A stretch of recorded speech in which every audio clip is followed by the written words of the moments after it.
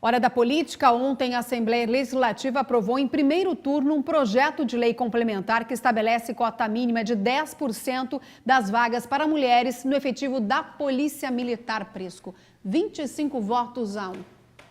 A grande verdade é a seguinte... Primeiro turno, né? Mas foi aprovado. Primeiro turno, mas a tendência é que no segundo turno também se caminhe nessa direção, Yudiane. Eu acho que é isso mesmo. A grande verdade é que chegamos a um momento que precisa se estabelecer igualdade entre homens e mulheres em todos os campos de atividade. E na Polícia Militar não é diferente. Aliás, nós já acompanhamos o trabalho da policial militar mulher aqui em Santa Catarina e ela está com uma performance, dia desses falava com alguns coronéis, que elogiavam justamente a performance, o desempenho das mulheres na Polícia Militar. Então, 10% está de excelente tamanho para esse momento. Daqui a pouco até com perspectiva de crescimento, Yudiane. Falar de meta fiscal, falando em crescimento, falando em rombo agora. Este ano o governo vai gastar 20 bilhões de reais a mais do que estava previsto. O rombo nas contas públicas subiu para 159 bilhões de reais em 2017 e 2018. Inicialmente, o anúncio seria na segunda-feira. Depois mudaram para quarta, mas o presidente Michel Temer deu a ordem e a equipe econômica chamou a imprensa. O ministro Henrique Meirelles argumentou, mostrando um gráfico, que a queda recente registrada na inflação também derrubou a arrecadação de impostos. Nós estamos, então, esperando, em 2017, uma arrecadação menor do que esperávamos um ano atrás, quando foi definida a meta. Isso é um ponto importante.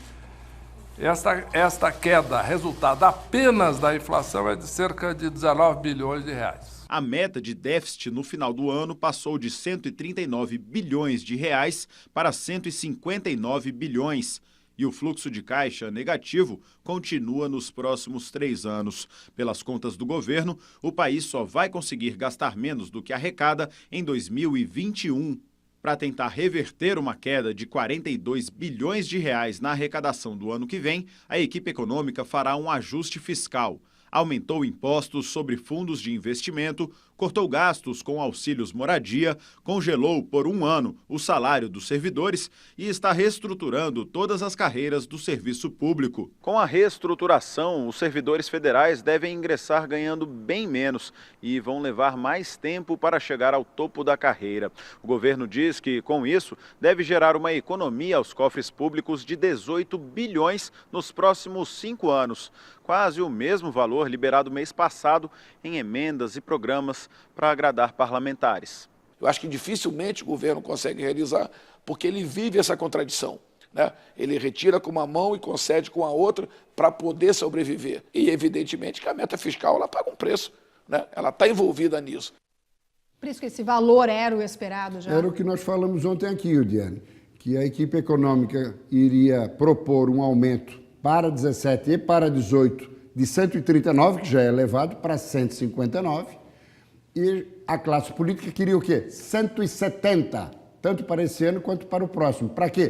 Ter um pouquinho mais de folga, sangrar a máquina, gastar um pouco mais nesse ano, onde asseguraram o mandato de Michel Temer, rejeitando a denúncia da PGR, e ano que vem, ano de eleição, numa postura irresponsável, inconsequente. Graças a Deus o presidente foi pela equipe econômica, não tinha outro caminho a seguir. Agora, o curioso é que a situação é tão delicada, Yudiane, que a equipe econômica está falando o seguinte, que só em 2021 é que o país vai arrecadar mais do que vai gastar. Ou seja, é nesse ano, é no próximo ano e último de Michel Temer, se ele continuar na presidência, e é provável, e a primeira metade do mandato do futuro presidente da República a ser eleito no final do ano que vem. Vejam só em que estado a administração petista, leia-se Lula da Silva e Dilma Rousseff, deixou o nosso país. Bom, e falando agora, vamos falar da reforma política, por isso que temos votação hoje à tarde. Na Câmara. Na Câmara, inclusive. E ontem na Assembleia, né? Inclusive, falando do Distritão, que você vai explicar melhor na reforma política, os nossos parlamentares na LESC criticaram muito. Contrários. Criticaram bastante o Distritão. Exatamente, Yudiane. Vamos ao telão. Aqui com a reforma política, aprovada na comissão e que poderá ser submetida à votação, discussão e votação hoje em Brasília, na Câmara dos Deputados.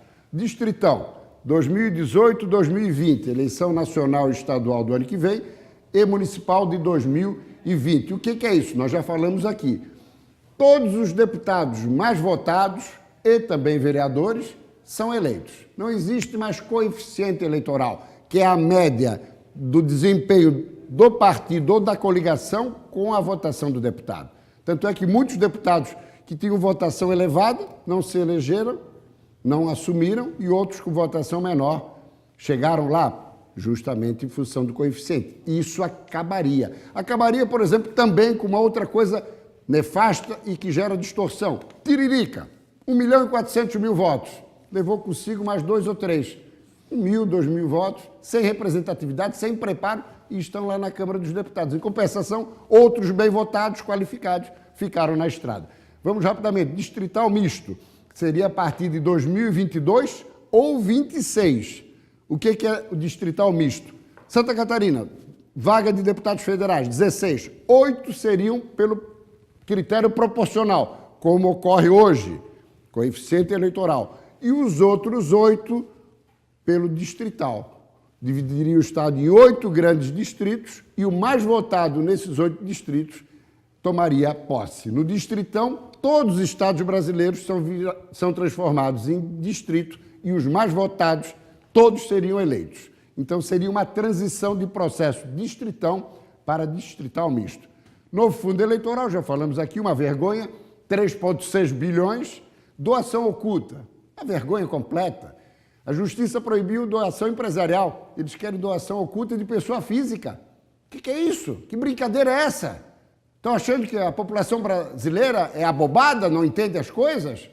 E, finalmente, limitação de divulgação de pesquisa na última semana antes das eleições, o que é razoável, porque exerce muita influência sobre a disposição do eleitor votar nesse ou naquele. E, finalmente, anistia partidária. Outra vergonha que está sendo apresentada, que não dá para aceitar, que seria, Diane, para fechar, estou estourado, para fechar, que seriam infrações cometidas por partidos que simplesmente seriam anistiados. Mas a gente vai acompanhar a votação hoje à tarde, traz todas as informações amanhã. Eles legislando em causa própria. Amanhã a gente o que é grave. Informações. Falamos amanhã. Obrigada, Prisco.